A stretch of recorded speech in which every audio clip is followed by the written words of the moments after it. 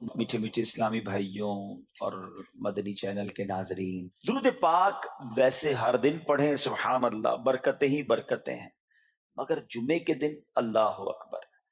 آپ جب درود کے فضائل احادیث کی کتابوں میں دیکھتے ہیں نا، تو باقاعدہ الگ چیپٹر باندھا محدثین نے، یعنی عام درود پاک کے فضائل لکھے، پھر ایک آپ کو درود پاک کی فضیلت کی کتاب میں الگ چیپٹر ملے گا کہ جمعے کے دن درود پڑھنے کے فضائل، یعنی اتنی حدیثیں ہیں اسپیشلی فرائیڈے کے لیے، جمعے کے دن کے لیے۔ بڑی مشہور حدیث میرے آقا علیہ الصلوۃ والسلام فرماتے ہیں، جس کا مضمون ہے کہ جو کوئی شخص جمعہ کے دن 200 بار درود پاک پڑھے، اس کے 200 برس کے گناہ معاف کر دیے جاتے ہیں۔ اب یہ کتنی پیاری حدیث ہے۔ ایک اسی طرح کی حدیث، یہ بیسیکلی کثرت سے بتانے کے لیے، انکریج کرنے کے لیے کہ درود اس دن زیادہ پڑھے جائیں، گناہوں کی معافی کا ایک ایسا سبحان اللہ سلسلہ ہے۔ ایک اور حدیث پاک ہے جس کا مضمون ہے جو جمعہ کے دن 80 بار درود پاک پڑھے، اس کے 80 برس کے گناہ معاف کر دیے جائیں گے۔ تو یہ دن تو سبحان اللہ گناہ گاروں کی بن آتی ہے، گناہ گاروں کو موقع دیا جاتا ہے کہ پورے ہفتے میں اگر کوئی کمزوری رہ بھی گئی ہے تو اب جمعہ آ گیا ہے، اب درود پڑھ لو، اب تلاوت کر لو، اب دعائیں کر لو، اب اللہ سے رجوع لے آؤ۔ یہ جمعے کا دن سبحان اللہ، مفتی احمد یار خان نعیمی رحمت اللہ تعالی علیہ فرماتے ہیں جمعہ کے دن کوئی نیکی کی جائے، اللہ کی بارگاہ میں جمعے کا شرفی اور مقام اتنا اعلیٰ ہے کہ جمعہ کی ایک نیکی 70 گنا اس کا ثواب عطا کیا جاتا ہے، ملٹی پلائی بائی 70۔ سوچئے، اب سمجھدار لوگ بیٹھے ہیں، کاروباری لوگ بھی بیٹھے ہوں گے، ہمارے یہاں نارملی سپر اسٹور پہ یا کسی جگہ پر مارکیٹس وغیرہ میں اسکیم لگتی ہیں، 25% discount, 50% discount, buy one get one free, ایک خریدو دوسرا فری۔ لوگ گرمیوں کی چیزیں سردیوں میں خرید لیتے ہیں، ارے بھائی ابھی تو گرمیاں، ابھی سے جیکٹ خرید دی ہے یار، سستا مل رہا تھا، ایک فری مل رہا تھا، سردیوں میں کام تو آئے گا نا، چلو لے لو بھائی۔ سردیوں میں گرمیوں کی چیزیں خرید رہے ہوتے ہیں، کیوں؟ سستا۔ ہم دنیا کے نفع کے لیے، دنیا کے بینیفٹ کے لیے ٹریول بھی کرتے ہیں، جا کر خرچ بھی کرتے ہیں۔ مجھے اچھی طرح یاد ہے، افریقہ کے غالباً ایک ملک میں تھا، تو بارڈرز ملے ہوئے ہوتے ہیں، ہم نے کراس کیا، ایک ملک کا جیسی بارڈر کراس کیا، بارڈر کراس کرتے ہی ایک بہت بڑا ویرانہ تھا لیکن بہت بڑا شاپنگ مال بنا ہوا اور گاڑیوں کی قطاریں۔ تو میں نے اسلامی بھائی سے پوچھا، یار اس ویرانے میں اتنا بڑا شاپنگ مال اور اتنی گاڑیاں؟ تو انہوں نے وجہ بتائی، کیا بتائی؟ کہتے جس ملک کے بارڈر کے ساتھ یہ سٹور ہے نا، اس ملک میں ٹیکس ہے، یہ ملک ٹیکس فری ہے۔ اچھا، اس ملک نے اپنے بزنس کو چلانے کے لیے اپنے ملک کے اندر مال بنے ہوں گے، ایک اسپیشل مال یہاں بنا دیا تاکہ اس ملک والے سفر کر کے آئیں اور پورے مہینے کا سامان اس سٹور سے لے کے واپس چلے جائیں، صرف ٹیکس بچانے کے لیے، ایک ایک مہینے کا سامان۔ اچھا، گاڑیوں کی لائنیں۔ اب بتاؤ یار، ہم دنیا کمانے کے لیے، سفر کرنے کے لیے تیار ہیں، نفع کمانے کے لیے وقت دینے کے لیے تیار ہیں، ہر جمعے اسکیم اناؤنس ہے، ایک نیکی کرو 70 گنا ثواب کماؤ گے۔ بتاؤ کیا ذہن ہونا چاہیے کہ یار بس جمعے کا دن تو قرآن پڑھوں گا، درود پڑھوں گا، صدقہ کروں گا۔ سبحان اللہ، ڈھونڈ ڈھونڈ کے ہمارے صحابہ علیہ رضوان ڈھونڈ ڈھونڈ کے نیک اعمال کرتے تھے کہ یہ بھی عمل کر لوں، یہ بھی کر لوں، اور جمعے کے دن اسپیشلی۔ تو اللہ کرے ذہن میں یہ بات بیٹھ جائے کہ میں نے جمعے کو زیادہ نیکیاں کرنی ہیں۔ اچھا، اب اس پہ میں ایک اور مشورہ دیتا ہوں۔ مثال کے طور پہ آپ نے ذہن بنایا ہوا ہے کہ یار پیر والے دن جو ہے نا، میں نے کسی مریض کی عیادت، رشتہ دار ہے وہاں جانا ہے، یا میں نے جناب سیٹرڈے یا سنڈے کوئی صدقہ خیرات کرنا ہے، کسی کی ہیلپ کرنی ہے۔ آپ نے کوئی نیکی پلان کی ہوئی ہے ہفتہ اتوار پیر منگل میں، تو کوشش کر کے اس کو جلدی کریں اور فرائیڈے میں کر لیں۔ ایک پوائنٹ آپ نے دیکھا، میں نے یہ نہیں کہا کہ اس کو اگلے جمعے کریں، ہاں ڈیلے نہ کریں، تھوڑا جلدی کر کے اس جمعے کو کریں تاکہ 70 گنا جو ہے وہ اس میں ثواب کما لوں، برکتیں حاصل کر لوں۔ اگر یہ مائنڈ سیٹ ہو بندہ کہ یار اتنی دیر میں تو 100 بار درود پاک پڑھ لوں گا، اور آقا علیہ الصلوۃ والسلام فرماتے ہیں جو 100 بار درود پاک پڑھے اس کی دونوں آنکھوں کے درمیان لکھ دیا جاتا ہے کہ یہ بندہ دوزخ کی آگ اور نفاق سے بری ہے۔ 5 منٹ 10 منٹ میں اتنی نیکیاں کما سکتا ہوں، لیکن مائنڈ سیٹ ہی نہیں ہے، گھنٹوں ضائع کر دیں گے، نیکی کمانے کا ذہن نہیں بنتا۔ اگر یہی 10-15 منٹ میں مجھے پیسے ملنے ہوتے تو بتاؤ ہم کیا کرتے؟ اللہ کرے دل میں اتر جائے میری بات۔ تو بہرحال جمعہ کا دن یہ بہت کمال کا دن ہے۔ ہر جمعے کے دن آپ کو اونٹ صدقہ کرنے کا ثواب مل سکتا ہے۔ ایک اونٹ کتنے کا آتا ہے؟ 1.5-2 لاکھ روپے کا تو ہوتا ہے۔ 2 لاکھ روپے ہر جمعے کو صدقہ کرو، مہینے کے ہو گئے 8 لاکھ روپے۔ بندہ بولے غریب آدمی 8 لاکھ ہر مہینے؟ جی جناب، ہر مہینے 8 لاکھ کم و بیش آپ صدقہ کرنے کا ثواب کما سکتے ہیں۔ کیسے؟ کتنا آسان۔ نبی پاک علیہ الصلوۃ والسلام فرماتے ہیں، جس کا مضمون ہے جو جمعے کے دن سب سے پہلے آتا ہے اسے اونٹ صدقہ کرنے کا ثواب ملتا ہے، جو اس کے بعد آتا ہے اسے گائے صدقہ کرنے کا ثواب ملتا ہے۔ اللہ کی رحمت سے ہر جمعے فرشتے مسجد کے دروازے پر کھڑے ہوتے ہیں، ہم اللہ سے دعا کرتے ہیں اللہ تیری نوری مخلوق کے صدقے ہم پر رحم فرما، ہماری مغفرت فرما۔ مگر جب امام خطبے کے لیے کھڑا ہو جاتا ہے، آقا علیہ الصلوۃ والسلام فرماتے ہیں وہ رجسٹر بند کرتے ہیں اور وہ بھی آ کر امام کا خطبہ سننے کے لیے بیٹھ جاتے ہیں۔ تو جلدی آ کر، کچھ منٹ پہلے آ کر، اچھا علم دین الگ ملتا ہے، ظاہر ہے یہاں ہر جمعے بیان ہوتا ہے، وہ بیان سننے کو آپ کو الگ ملے گا، نیکی کی دعوت الگ ملے گی، اور سبحان اللہ اونٹ صدقہ کرنے کا ثواب۔ تو مبارک ہو انہیں جو جلدی آتے ہیں۔ تو بہرحال اب میں چاہتا ہوں کہ جب بات جمعے پر ہی ہو رہی ہے تو ایک میں نے اور آپ کو پیغام دینا تھا۔ جمعے کو خطبہ دیا جاتا ہے، سالوں سے خطبہ سن رہے ہیں۔ مجھے اچھی طرح یاد ہے جب میری عمر شاید 17-18 سال تھی تو سن کر آدھا خطبہ تو مجھے اسی وقت یاد ہو گیا تھا، اب شاید پونا یاد ہو گیا ہوگا۔ آپ میں سے بھی کئیوں کو 60-70-80% خطبہ یاد ہوگا کیونکہ ہر جمعے سنتے ہیں، مگر کس کو یہ تجسس ہوا کہ یہ ہر جمعے امام صاحب پڑھتے ہیں، اس میں پیغام کیا ہے، اس کا ترجمہ کیا ہے، اس میں ہمیں کہا کیا جاتا ہے؟ بس سر جھکاتے ہیں، ہاتھ باندھتے سنتے رہتے ہیں، کچھ سو بھی جاتے ہوں گے۔ ارے اللہ کے بندو سوچو تو صحیح کہ ہر جمعے کو سنتا ہوں، آدھا پونا یاد بھی ہو گیا، پیغام کیا ہے؟ 2 باتیں، ایک حدیث پاک اور ایک خوبصورت پیغام ہر جمعے کو آپ سنتے ہیں، ٹھیک ہے؟ حدیث ذرا سنیے گا۔ اللہ کے حبیب علیہ الصلوۃ والسلام فرماتے ہیں البر لا یبلا والذنب لا ینسا والدیان لا یموت۔ سنے میں نا یہ الفاظ، ایسا لگ رہا ہے کہ یار یہ الفاظ تو کانوں میں ہر جمعے ہی آتے ہیں، ٹھیک ہے؟ آگے فرمایا اعمل ما شئت کما تدین تدان، یہ ایک حدیث ہے، ٹھیک ہے؟ اس کے بعد قرآن کی ایک آیت تلاوت ہوتی ہے فمن یعمل مثقال ذرۃ خیرا یرہ ومن یعمل مثقال ذرۃ شرا یرہ۔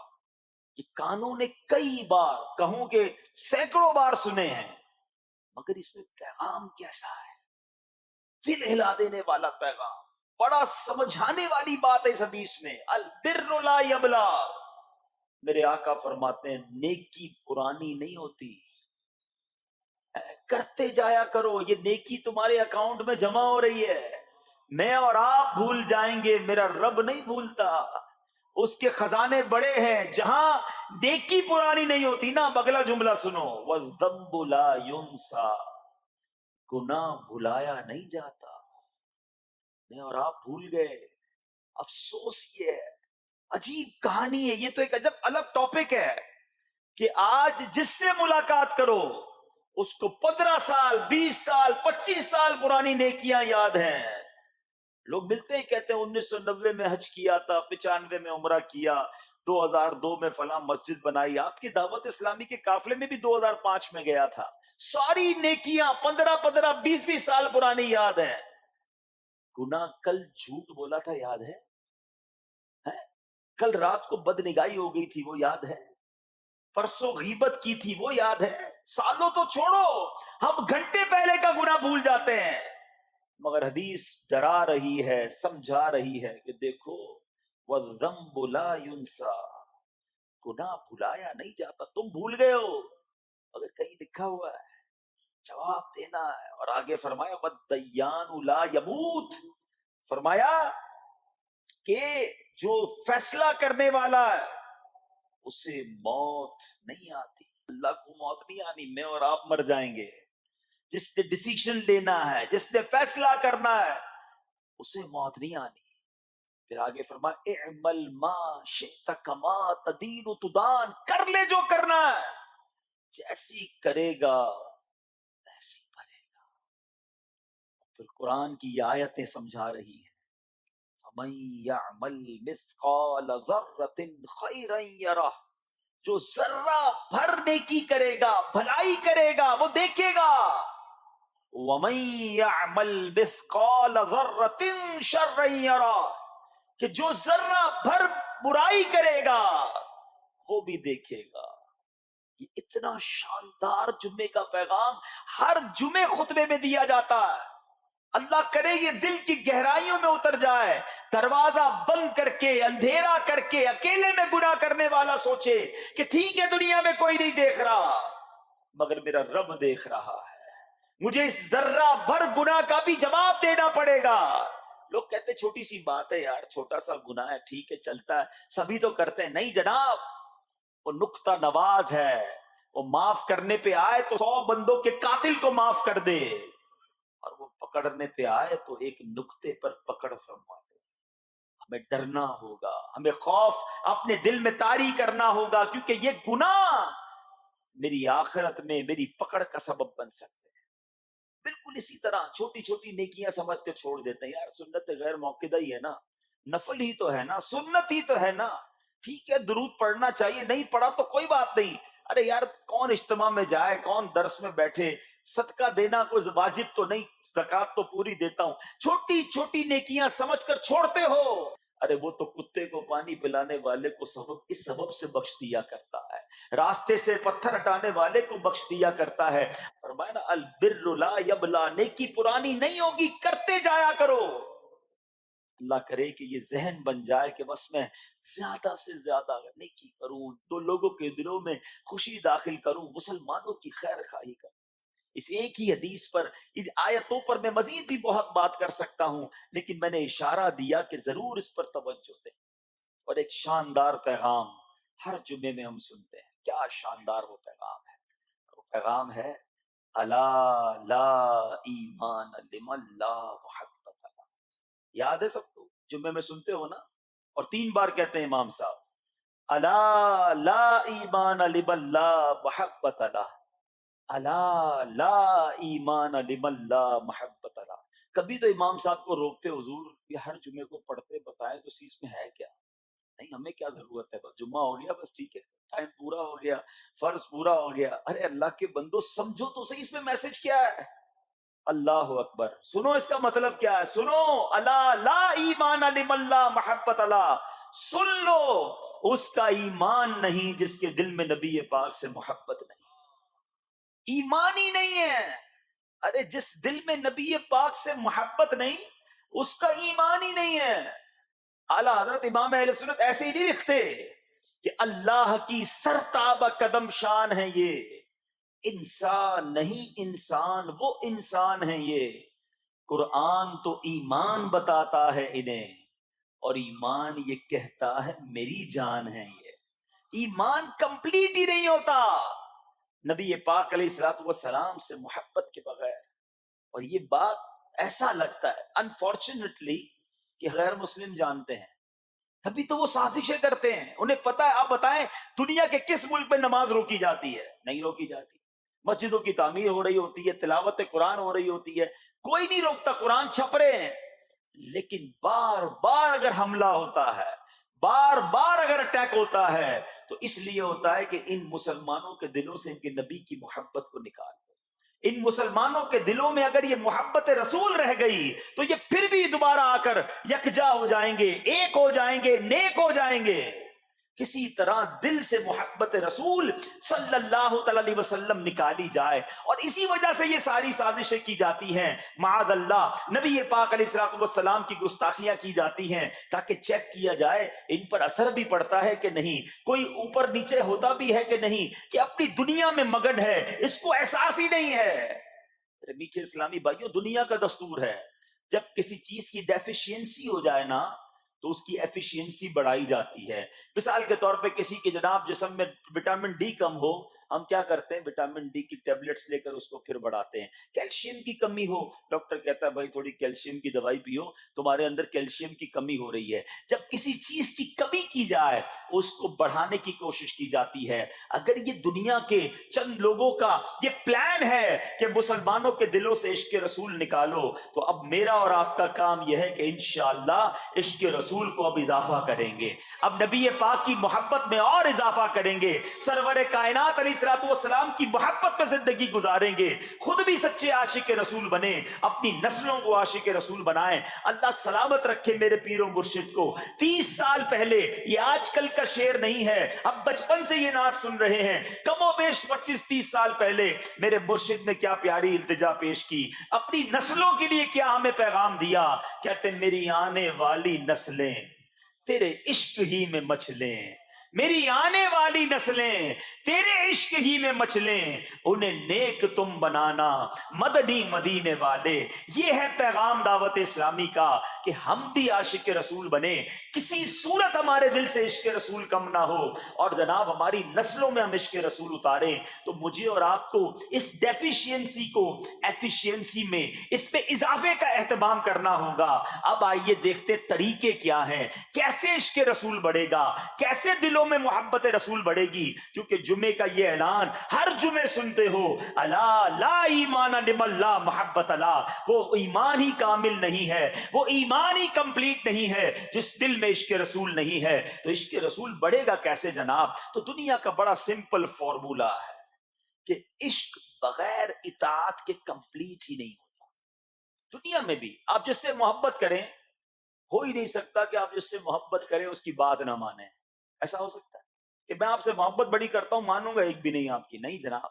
جس سے محبت ہوتی ہے بندہ کہتا ہے آپ کے لیے جان حاضر ہے، آپ حکم تو کریں، آپ کا فرمان سر آنکھوں پر. یہ دنیا کا دستور ہے. تو اگر آپ واقعی نبی پاک سے محبت کرتے ہیں یا سچے عاشق رسول بننا چاہتے ہیں تو پھر فرمان رسول پر عمل کرنا ہوگا، نبی پاک کے طریقے پر عمل کرنا ہوگا، اطاعت رسول کرنی ہوگی، تبھی آپ سچے عاشق رسول کہلائیں گے. یہ ہو نہیں سکتا کہ ایک طرف تو میں نعرہ لگاؤں کہ غلامی رسول میں موت بھی قبول ہے، اور دوسری طرف نبی پاک کا طریقہ قبول نہ ہو، نہ سچ قبول ہو، نہ مسلمانوں کی خیر خواہی قبول ہو، معاذ اللہ، نہ سنتیں قبول ہو، نہ نماز قبول ہو. جمعے کی نماز میں مسجدیں فل ہیں، کیا عصر کی نماز میں بھی ہوں گی؟ کیا عصر فرض نہیں ہے؟ کیا مغرب فرض نہیں ہے؟ کیا عشاء فرض نہیں ہے؟ میرے آقا فرماتے ہیں جعلت قرۃ عینی فی الصلاۃ، کہ نماز میں میری آنکھوں کی ٹھنڈک ہے. ان گستاخان رسول کو یہ جواب دینا ہے کہ تم جتنی نبی پاک علیہ الصلوۃ والسلام کی معاذ اللہ شان میں گستاخی کرو گے، دنیا میں تو نیست و نابود ہو ہی جاؤ گے، مگر تم دیکھو گے کہ تمہارا ہر قدم ہمارے عشق رسول میں اضافے کا باعث بنے گا، ہمارے انشاءاللہ نبی پاک کے قریب ہونے کا باعث بنے گا. آؤ نیت کریں کہ آج کے بعد ہماری کوئی نماز قضا نہیں ہوگی، آج کے بعد زندگی نبی پاک کی سنتوں کے مطابق گزرے گی. میرا چہرہ، میرا لباس، میرا کردار بتائے کہ میں کس کا امتی اور کس کا عاشق ہوں. ارے مجھے بتانا کیوں پڑے میں کس کا امتی ہوں، مجھے دیکھ کر پتا چل جائے. وہ شاعر لکھتے ہیں نا، فنا اتنا تو ہو جاؤں میں تیری ذات عالی میں، حضور فنا اتنا تو ہو جاؤں میں تیری ذات عالی میں، جو مجھ کو دیکھ لے اس کو تیرا دیدار ہو جائے.